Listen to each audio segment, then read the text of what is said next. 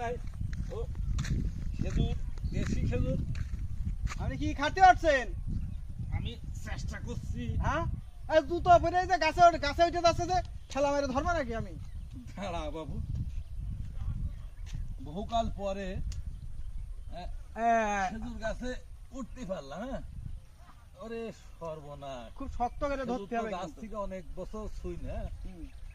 অনুভূতি কি রকম আপনার? আপনার অনুভূতি কি রকম? কিন্তু আমার তো ভয়ও লাগবে যে পড়ে যাবেন কিনা, আর থাকা সম্ভব হচ্ছে না। আস্তে আস্তে ধরবো পা।